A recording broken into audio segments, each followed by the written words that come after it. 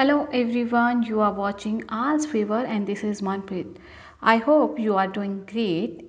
ਤੇ ਅੱਜ ਆਪਾਂ ਜੋ ਟੌਪਿਕ ਲੈ ਕੇ ਤੁਹਾਡੇ ਸਾਹਮਣੇ ਹਾਜ਼ਰ ਹੋਏ ਹਾਂ ਉਹ ਟੌਪਿਕ ਹੈ grammar the active and passive voice. ਆਹ ਵਾਲਾ ਸੈਕਸ਼ਨ ਜਿਹੜਾ ਆ ਅੱਜ ਦੀ ਵੀਡੀਓ ਚਾਹੇ ਕੋਈ ਆਇਲਸ ਕਰ ਰਿਹਾ ਹੈ, ਚਾਹੇ ਕੋਈ ਸਿਰਫ ਸਪੋਕਨ ਇੰਗਲਿਸ਼ ਕਰ ਰਿਹਾ ਹੈ ਜਾਂ ਸਿਰਫ ਆਪਣੀ ਕਮਿਊਨੀਕੇਸ਼ਨ ਸਕਿੱਲਸ ਨੂੰ ਉਭਾਰਨਾ ਚਾਹੁੰਦਾ ਆ, ਇੰਪਰੂਵ ਕਰਨਾ ਚਾਹੁੰਦਾ, ਉਹਨਾਂ ਸਾਰਿਆਂ ਵਾਸਤੇ ਅੱਜ ਦੀ ਵੀਡੀਓ ਬਹੁਤ ਹੀ ਜ਼ਿਆਦਾ ਸਪੈਸ਼ਲ ਹੋਣ ਵਾਲੀ ਹੈ। ਅੱਜ ਦੀ ਵੀਡੀਓ ਤੋਂ ਬਾਅਦ ਤੁਹਾਨੂੰ ਕਦੇ ਵੀ ਐਕਟਿਵ ਐਂਡ ਪੈਸਿਵ ਵੌਇਸ ਦੇ ਵਿੱਚ ਕੋਈ ਦਿੱਕਤ ਨਹੀਂ ਆਊਗੀ। ਤੁਸੀਂ ਈਜ਼ੀਲੀ ਪਛਾਣ ਜਾਓਗੇ ਕਿ ਕਿਹੜਾ ਐਕਟਿਵ ਵੌਇਸ ਹੈ ਅਤੇ ਕਿਹੜਾ ਪੈਸਿਵ ਹੈ। ਇਨਫੈਕਟ ਕੋਈ ਵੀ ਇੱਕ ਸਿੰਗਲ ਡਾਊਟ ਵੀ ਨਹੀਂ ਰਹੂਗਾ। ਵੀਡੀਓ ਨੂੰ ਐਂਡ ਤੱਕ ਜ਼ਰੂਰ ਦੇਖਿਓ। ਐਂਡ 'ਤੇ ਆਪਾਂ ਗੱਲ ਕਰਾਂਗੇ ਕਿ ਆਇਲਸ ਦੇ ਵਿੱਚ ਪੈਸਿਵ ਦਾ ਕੀ ਰੋਲ ਹੈ। ਅਗਰ ਤੁਸੀਂ 7+ ਬੈਂਡ ਲੈਣੇ ਨੇ ਰਾਈਟਿੰਗ ਦੇ ਵਿੱਚ ਤਾਂ ਵੈਰਾਈਟੀ ਸ਼ੋਅ ਕਰਨੀ ਹੁੰਦੀ ਹੈ ਆਪਣੀ ਗ੍ਰਾਮੈਟੀਕਲ ਰੇਂਜ ਦੀ। ਸੋ ਉਹ ਕਿਵੇਂ ਸ਼ੋਅ ਕਰੀਦੀ ਹੈ? ਉਹ ਕਰੀਦੀ ਹੈ different kind of sentence structure use ਕਰਕੇ। ਸੋ ਸੈਂਟੈਂਸ ਸਟਰਕਚਰ ਕਿਵੇਂ ਫੋਲੋ ਕਰਦੇ ਹਾਂ ਆਪਾਂ ਟਾਸਕ 1 ਐਂਡ ਟਾਸਕ 2 ਦੇ ਵਿੱਚ, ਅਤੇ ਪੈਸਿਵ ਦਾ ਯੂਜ਼ ਕਿਵੇਂ ਹੁੰਦਾ ਆਇਲਸ ਰਾਈਟਿੰਗ ਦੇ ਵਿੱਚ, ਉਹ ਆਪਾਂ ਇਸ ਵੀਡੀਓ 'ਚ ਚੰਗੀ ਤਰ੍ਹਾਂ ਸਮਝਾਂਗੇ। ਚਲੋ ਸਟਾਰਟ ਕਰਦੇ ਹਾਂ ਅੱਜ ਦੀ ਕਲਾਸ। ਸੋ ਸਭ ਤੋਂ ਪਹਿਲਾਂ ਤੁਹਾਨੂੰ ਦੱਸੀਏ ਕਿ ਐਕਟਿਵ ਵੌਇਸ ਹੁੰਦਾ ਕੀ ਹੈ। The subject performs the action stated by the verb. ਕਹਿੰਦੇ the verb that express the action done by the subject. ਕਹਿੰਦੇ ਕੋਈ ਵਰਬ ਜੋ ਇਹ ਐਕਸਪ੍ਰੈਸ ਕਰੇ ਕਿ ਐਕਸ਼ਨ ਕੋਈ ਕੀਤਾ ਗਿਆ ਸਬਜੈਕਟ ਦੇ ਦੁਆਰਾ, ਉਹਨੂੰ ਕਹਿੰਦੇ ਆ ਐਕਟਿਵ ਵੌਇਸ। ਇਹਦਾ ਸਿੰਪਲ ਜਿਹਾ ਸਟਰਕਚਰ ਹੁੰਦਾ ਆ। ਉਹ ਕੀ ਹੈ?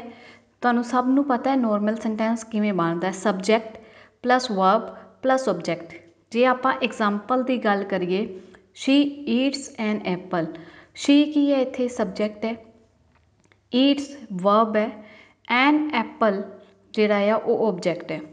ਹੁਣ ਮੇਰੀ ਗੱਲ ਸੁਣੋ ਧਿਆਨ ਨਾਲ। ਈਟ ਵਰਬ ਹੈ, ਈਟਸ ਐਸ ਕਿਉਂ ਲੱਗਿਆ ਉਹ ਤੁਹਾਨੂੰ ਸਭ ਨੂੰ ਪਤਾ ਆ। ਐਸ ਜਾਂ ਈ ਐਸ ਕਿੱਥੇ ਲੱਗਦਾ ਆ? ਐਪਲ ਆਪਣਾ ਓਬਜੈਕਟ ਹੈ। ਸੋ ਉੱਥੇ ਗੱਲ ਕੀ ਕੀਤੀ ਸੀ? ਕੋਈ ਵਰਬ ਜੋ ਐਕਸ਼ਨ ਨੂੰ ਪਰਫੋਰਮ ਕਰੇ, ਜੋ ਇਹ ਦੱਸੇ ਕਿ ਕੋਈ ਐਕਸ਼ਨ ਕੀਤਾ ਗਿਆ ਆ ਸਬਜੈਕਟ ਦੁਆਰਾ। ਸਬਜੈਕਟ ਕੌਣ ਹੈ? ਉਹ। ਉਹਦੇ ਵੱਲੋਂ ਕੀ ਐਕਸ਼ਨ ਕੀਤਾ ਗਿਆ? ਕੁਝ ਚੀਜ਼ ਖਾਈ ਗਈ। ਖਾਈ ਗਈ ਇਟ ਮੀਨਸ ਵਰਬ ਜਿਹੜੀ ਆ ਉਹ ਐਕਸ਼ਨ ਪ੍ਰੈਜੈਂਟ ਕਰ ਰਹੀ ਹੈ, ਐਕਸ਼ਨ ਦੱਸ ਰਹੀ ਹੈ ਸਬਜੈਕਟ ਦਾ, ਤਾਂ ਕਰਕੇ ਇਹ ਆਪਣਾ ਐਕਟਿਵ ਵੌਇਸ ਹੈ। ਕਲੀਅਰ ਹੋ ਗਿਆ ਹੋਊਗਾ?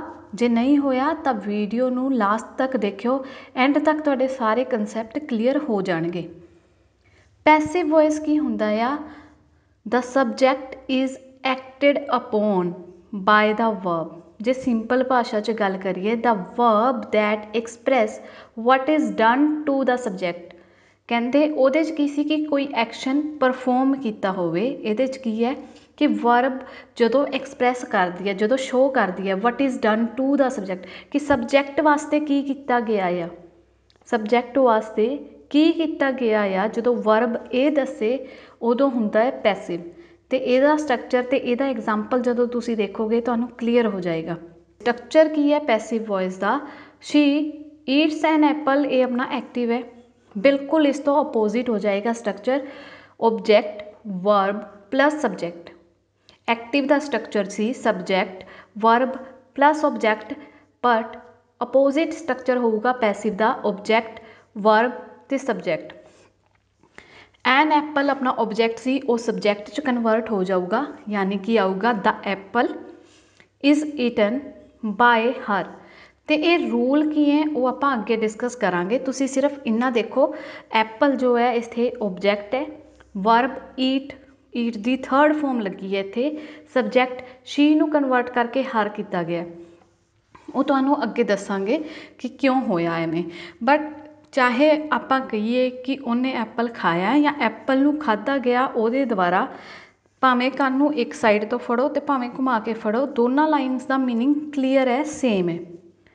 ਠੀਕ ਹੈ, ਬਟ ਵਰਾਇਟੀ ਸ਼ੋਅ ਕਰਨ ਵਾਸਤੇ ਐਕਟਿਵ ਅਤੇ ਪੈਸਿਵ ਦਾ ਯੂਜ਼ ਕੀਤਾ ਜਾਂਦਾ ਆ। ਕਿ ਇੱਕ ਸੈਂਟੈਂਸ ਤੁਸੀਂ ਦੇਖਿਆ ਹੋਣਾ, ਜਦੋਂ ਆਪਾਂ ਆਇਲਸ ਦੀ ਰੀਡਿੰਗ ਕਰਦੇ ਹਾਂ ਜਾਂ ਵੈਸੇ ਆਪਾਂ ਨੋਵਲ ਜਾਂ ਨਿਊਜ਼ਪੇਪਰ ਰੀਡ ਕਰਦੇ ਹਾਂ ਤਾਂ ਸੇਮ ਸਟਰਕਚਰ ਫੋਲੋ ਨਹੀਂ ਕੀਤਾ ਜਾਂਦਾ। ਸੈਂਟੈਂਸ ਦੇ ਵੱਖਰੇ ਵੱਖਰੇ ਸਟਰਕਚਰ ਨੂੰ ਫੋਲੋ ਕੀਤਾ ਜਾਂਦਾ ਆ। कंपाउंड लगा के, कॉम्पलैक्स स्ट्रक्चर लगा के, पैसिव लगा के, एक्टिव लगा के, ताकि वैरायटी शो की जा सके तो पढ़न वाला बंदा बोर ना होवे सेम स्ट्रक्चर देख के।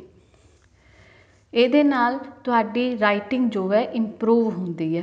ਸੋ ਆਈ ਹੋਪ ਕਿ ਇਹ ਕਲੀਅਰ ਹੋ ਗਿਆ ਹੋਊਗਾ ਕਿ ਰੂਲ ਕੀ ਹੁੰਦਾ ਆ। ਐਕਟਿਵ ਦੇ ਵਿੱਚ ਹੁੰਦਾ ਆ ਸਬਜੈਕਟ, ਵਰਬ ਐਂਡ ਓਬਜੈਕਟ, ਜਦ ਕਿ ਉਹਦਾ ਉਲਟਾ ਹੁੰਦਾ ਪੈਸਿਵ ਦੇ ਵਿੱਚ ਓਬਜੈਕਟ, ਵਰਬ ਐਂਡ ਸਬਜੈਕਟ। ਯਾਨੀ ਕਿ ਜਿਹੜਾ ਆਪਣਾ ਸਬਜੈਕਟ ਹੁੰਦਾ ਆ, ਜਿਹੜਾ ਆਪਣਾ ਸਬਜੈਕਟ ਹੁੰਦਾ ਆ ਪੈਸਿਵ ਦੇ ਵਿੱਚ ਉਹ ਜਾ ਕੇ ਓਬਜੈਕਟ ਬਣ ਜਾਂਦਾ ਆ। ਓਕੇ, चलो ठीक है। नहीं समझ आया, एक होर एग्जाम्पल वेखते हैं। राकेश हैल्प्स रानी, राकेश हैल्प करता है रानी दी।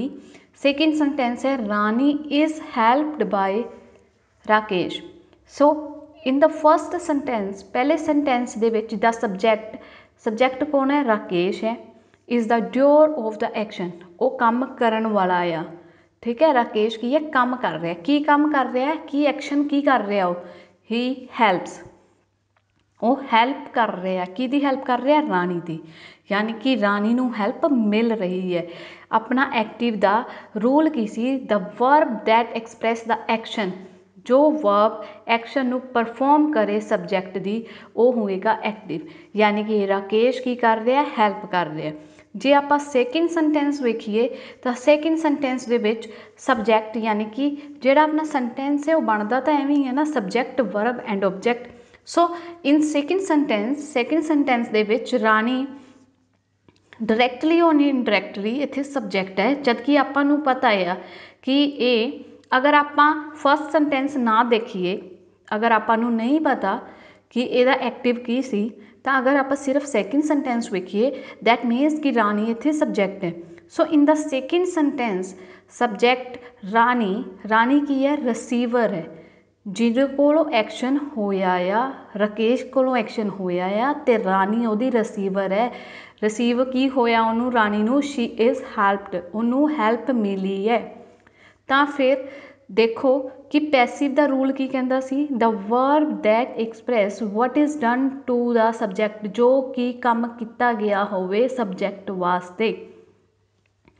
आई होप क्लीयर हो गया होगा तुहानूं सारिआं नूं।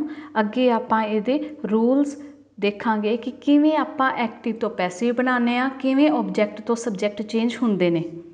सो जे आपां रूल्स की गल करिए तो 3 मेन रूल ने।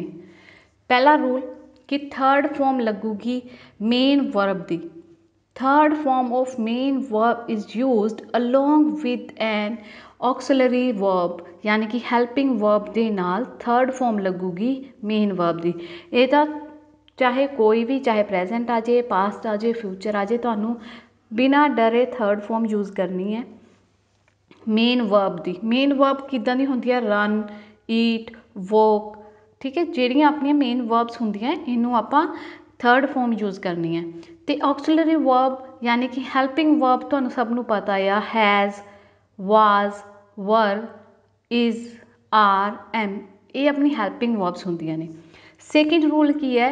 कहंदे use auxiliary verb according to the subject, कि जिहड़ी हैल्पिंग वर्ब्स यूज़ करनी है वो तुसी जदों पैसिव च कन्वर्ट करोगे तो वो सेंटेंस का जिहड़ा सबजैक्ट होऊगा ਉਹਦੇ अकॉर्डिंग चेंज होऊगा। ठीक है, फॉर एग्जाम्पल अगर सेंटेंस पैसिव च चेंज होंदे होए स्टार्टिंग च ट्रीज़ है तो ਉਹਦੇ प्रूलर है तो फिर प्रूलर वाली ही लगूगी, जिमें आर, वर। ठीक है, अगर सिंगुलर है सबजैक्ट दैन तुसी सिंगुलर हैल्पिंग वर्ब्स ही यूज़ करोगे। थर्ड रूल की है? By is used before the subject. By word use किया जाऊगा before the subject. By word use किया जाऊगा सबजैक्ट तो पहला, जिमें कि आपां कीता सी the apple is eaten by her. So by use किया सी आपां। ओके, हुण आपां देखते हैं कि ऑब्जैक्ट नूं जदों सबजैक्ट दे विच चेंज करते हैं तो सबजैक्ट नूं जदों ऑब्जैक्ट दे विच चेंज करते हैं तो किवें हुंदा है। क्योंकि पहले सेंटेंस दे विच सीगा शी ईट्स एन एप्पल, जदों आपां पैसिव बनाया तो हो गया the apple is eaten by her, ਤਾਂ ਉੱਥੇ she क्यों नहीं आया, ਉੱਥੇ हर क्यों आया। मैं इन्नी डिटेल ਦੇ ਵਿੱਚ ਕਿਉਂ ਤੁਹਾਨੂੰ ਸਮਝਾ ਰਹੀ ਹਾਂ ਤਾਂ ਕਿ ਅਗਰ ਕੋਈ ਸਟਾਰਟਿੰਗ ਵੀ ਕਰ ਰਿਹਾ ਆ, ਅਗਰ ਕੋਈ ਸਕੂਲ ਗੋਇੰਗ ਸਟੂਡੈਂਟ ਹੈ ਜਿਹਨੇ ਹੁਣੇ ਪਾਸ ਆਊਟ ਕੀਤਾ ਆ, ਅਗਰ ਉਹਨਾਂ ਦੇ ਵੀ ਕਨਸੈਪਟ ਕਲੀਅਰ ਨਹੀਂ ਹੈਗੇ ਤਾਂ ਉਹ ਕਲੀਅਰ ਹੋ ਜਾਣ। ਸੋ she ਦੀ ਥਾਂ 'ਤੇ ਹਰ ਕਿਉਂ ਹੋਇਆ, ਉਹਦੇ ਪਿੱਛੇ ਲੌਜਿਕ ਹੈ। ਤੁਸੀਂ ਅੱਜ ਨੈਕਸਟ ਸਲਾਈਡ ਦੇ ਵਿੱਚ ਤੁਹਾਨੂੰ ਪਤਾ ਲੱਗੇਗਾ ਕਿ ਓਬਜੈਕਟ ਤੋਂ ਸਬਜੈਕਟ ਅਤੇ ਸਬਜੈਕਟ ਤੋਂ ਓਬਜੈਕਟ ਚੇਂਜ ਕਿਵੇਂ ਹੁੰਦੇ ਨੇ। ਆਈ ਚੇਂਜ ਹੁੰਦਾ ਮੀ ਦੇ ਵਿੱਚ, ਯੂ ਚੇਂਜ ਨਹੀਂ ਹੁੰਦਾ, ਯੂ ਦਾ ਯੂ ਹੀ ਰਹਿੰਦਾ। ਹੀ ਨੂੰ ਚੇਂਜ ਕਰਦੇ ਆ ਹਿਮ ਦੇ ਵਿੱਚ, ਔਰ ਹਿਮ ਚੇਂਜ ਹੁੰਦਾ ਹੀ ਦੇ ਵਿੱਚ, ਠੀਕ ਹੈ। ਸ਼ੀ ਨੂੰ ਹਰ ਦੇ ਵਿੱਚ ਚੇਂਜ ਕਰਦੇ ਆ, ਇਟ ਹੀ ਰਹਿੰਦਾ ਹੈ, ਵੀ ਅਸ ਹੋ ਜਾਂਦਾ ਹੈ, ਯੂ ਹੀ ਰਹਿੰਦਾ, ਦੇ ਦੈਮ ਹੋ ਜਾਂਦਾ, ਹੂਮ ਹੋ ਜਾਂਦਾ। ਓਕੇ, ਕਲੀਅਰ ਹੈ ਕਿ ਕਿਵੇਂ ਸਬਜੈਕਟ ਤੋਂ ਓਬਜੈਕਟ ਅਤੇ ਓਬਜੈਕਟ ਤੋਂ ਸਬਜੈਕਟ ਬਣਦਾ। ਸਪੋਜ਼ ਕਿ ਅਗਰ ਸਬਜੈਕਟ ਦੇ ਵਿੱਚ ਆਈ ਹੈ ਅਤੇ ਪੈਸਿਵ ਬਣਾਉਂਦੇ ਹੋਏ ਆਈ ਦਾ ਮੀ ਹੋ ਜਾਏਗਾ, ਅਗਰ ਹੀ ਹੈ ਅਤੇ ਹਿਮ ਹੋ ਜਾਏਗਾ, ਸ਼ੀ ਹੈ ਅਤੇ ਹਰ ਹੋ ਜਾਏਗਾ। ਫੋਰ ਸਪੋਜ਼ ਕਿ ਅਗਰ ਐਕਟਿਵ ਦੇ ਵਿੱਚ ਓਬਜੈਕਟ ਆਪਣੇ ਕੋਲੇ ਹਰ ਹੈ ਤਾਂ ਜਦੋਂ ਉਹ ਸਬਜੈਕਟ ਬਣੂਗਾ ਤਾਂ ਉਹ ਸ਼ੀ ਹੋ ਜਾਏਗਾ। ਆਈ ਹੋਪ ਇਹ ਸਭ ਕਲੀਅਰ ਹੋ ਗਿਆ ਹੋਊਗਾ। ਤਾਂ ਇਹ ਸਕਰੀਨ 'ਤੇ ਤੁਹਾਡੇ ਕੋਲ ਆ ਗਏ ਟੈਂਸ ਦਾ ਚਾਰਟ, ਜਿਹਦੇ 'ਚ ਡਾਇਰੈਕਟਲੀ ਦੱਸਿਆ ਗਿਆ ਹੈ ਕਿ ਐਕਟਿਵ ਨੂੰ ਪੈਸਿਵ ਦੇ ਵਿੱਚ ਕਿਵੇਂ ਕਨਵਰਟ ਕੀਤਾ ਜਾਂਦਾ ਹੈ। ਸੋ ਸਿੰਪਲ ਟੈਂਸ ਜਿਹੜਾ ਆਪਣਾ ਹੁੰਦਾ ਆ, ਉਹਦੇ ਦੇ ਵਿੱਚ ਇਜ਼ ਆਰ ਐਮ ਲਗਾ ਕੇ ਪਲੱਸ ਥਰਡ ਫੋਮ ਲੱਗਦੀ ਹੈ।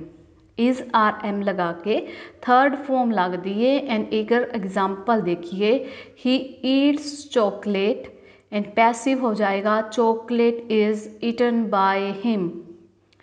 ਕੰਟੀਨਿਊਸ ਦੇ ਵਿੱਚ ਤੁਹਾਨੂੰ ਪਤਾ ਆ ਕਿ ਜਦੋਂ ਆਪਾਂ ਟੈਂਸ ਬਣਾਉਂਦੇ ਆ is are am plus I N G ਲੱਗਦਾ ਹੈ, ਉਹਦੀ ਥਾਂ 'ਤੇ ਪੈਸਿਵ ਦੇ ਵਿੱਚ is are am plus being plus third form ਲੱਗਦੀ ਹੈ। ਅਗਰ ਸੈਂਟੈਂਸ ਹੈ ਆਪਣੇ ਕੋਲੇ he is eating chocolate, then passive voice ਹੋ ਜਾਏਗਾ chocolate is being eaten by ਹਿਮ।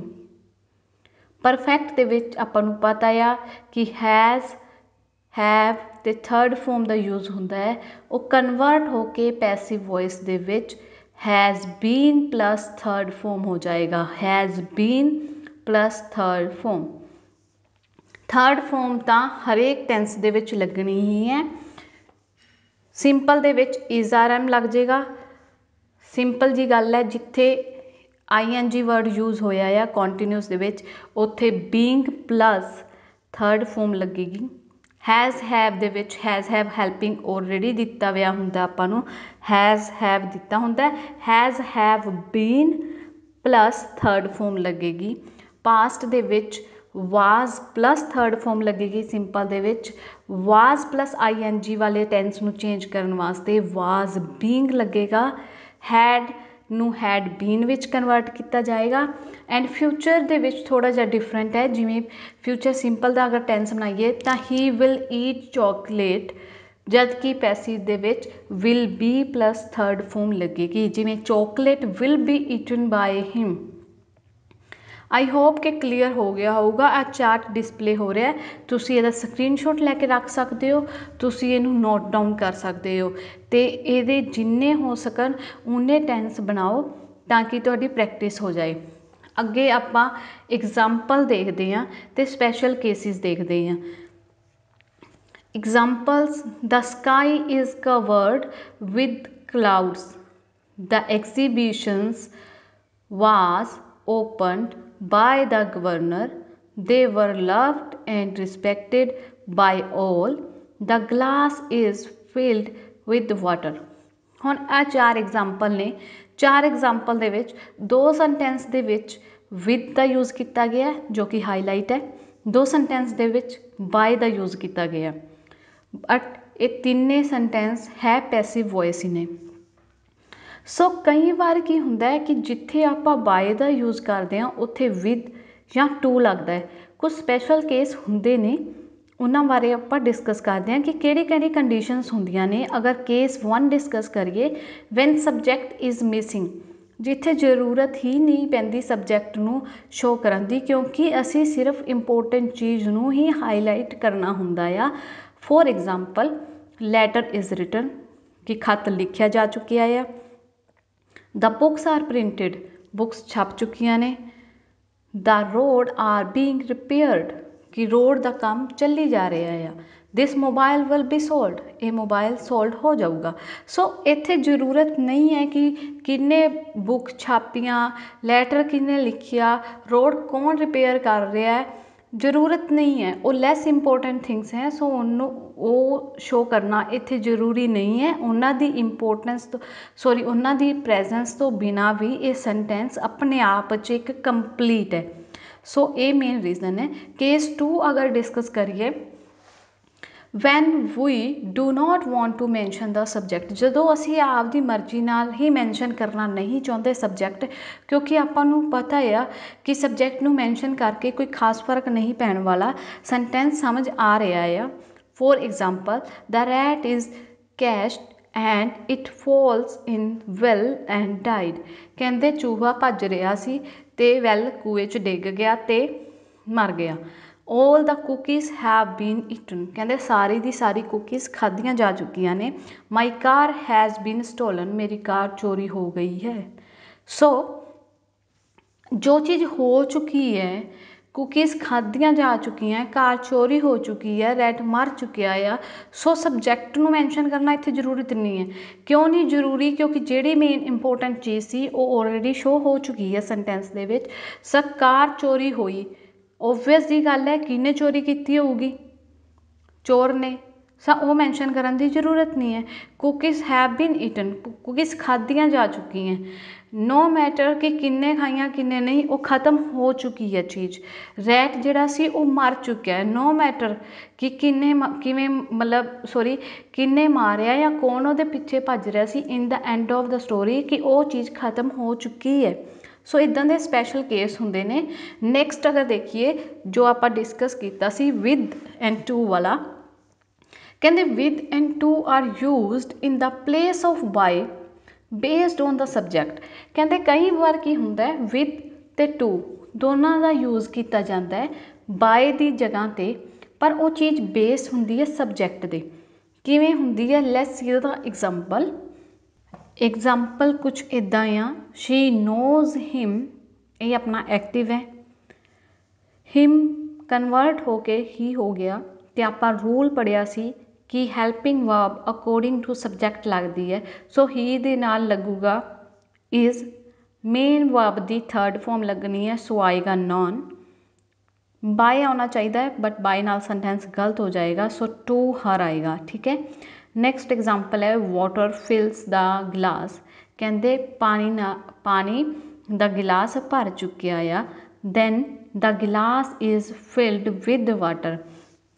हुण अपने आप जो तुसी विद की थां ते अगर तुसी बाय लगाते हो तो वह सेंटेंस ऑटोमैटिकली तुहाडा इनकरैक्ट हो जाता है ग्रामेटिकल एरर करके।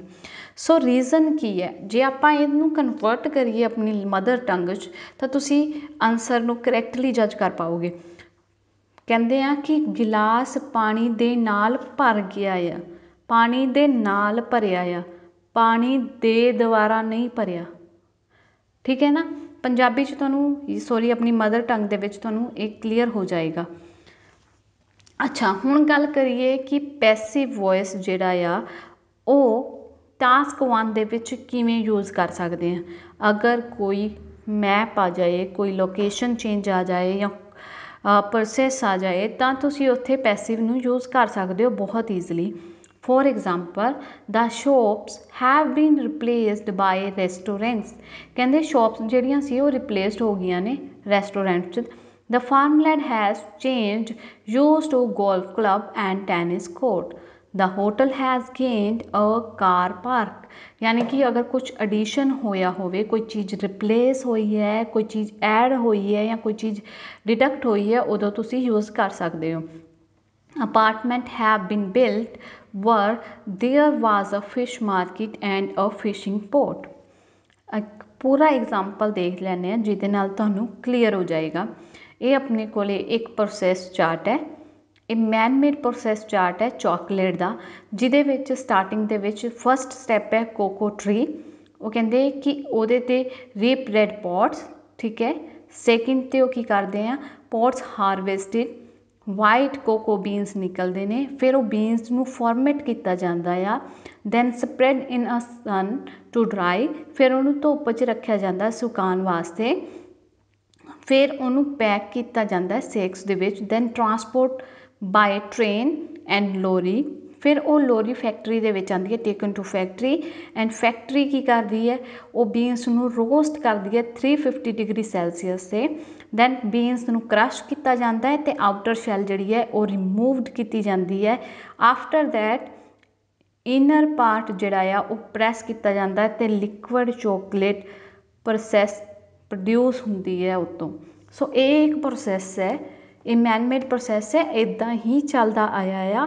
ਸੋ ਪਹਿਲਾਂ 1 ਸਟੈਪ ਮੈਂਸ਼ਨ ਹੈ ਉੱਥੇ 1 2 3 4, ਠੀਕ ਹੈ, first step, second, third, fourth, ਇਹਦੇ ਵਿੱਚ ਤੁਸੀਂ ਈਜ਼ਲੀ ਪੈਸਿਵ ਨੂੰ ਯੂਜ਼ ਕਰ ਸਕਦੇ ਹੋ ਅਤੇ ਗੁੱਡ ਮਾਰਕਸ ਲੈ ਸਕਦੇ ਹੋ।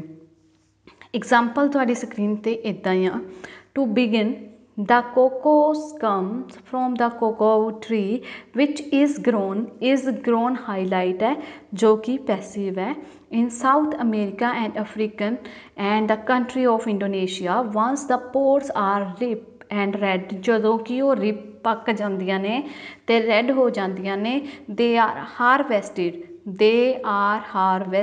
ਇੱਥੇ ਫਿਰ ਅਗੇਨ ਪੈਸਿਵ ਦਾ ਯੂਜ਼ ਹੋਇਆ and the white cocoa beans are removed sorry ਮੈਂ ਹਾਈਲਾਈਟ ਕਰਨਾ ਭੁੱਲ ਗਈ ਬਟ are removed ਇਹ ਵੀ ਆਪਣਾ ਪੈਸਿਵ ਹੈ following a period of fermentation they are then laid out on a large tray so they can dry under the sun. Next they are placed into large sacks and delivered to the factory. They are then roasted at temperature of 350 degree Celsius, after which the beans are crushed and separated from their outer shell. In the final stage, this inner part that is left is pressed and the chocolate is produced. So पूरे answer ਦੇ ਵਿੱਚ ਪੂਰੇ sample answer ਦੇ ਵਿੱਚ ਸਿਰਫ ਤੇ ਸਿਰਫ passive voice ਹੀ use ਕੀਤਾ ਗਿਆ ਐਂਡ ਬਲੀਵ ਮੀ ਇੱਦਾਂ ਦਾ ਅਗਰ ਸੈਂਪਲ ਤੁਸੀਂ ਲਿਖੋਗੇ ਤਾਂ ਤੁਸੀਂ ਗੁੱਡ ਸਕੋਰ ਪੱਕਾ ਕਰੋਗੇ।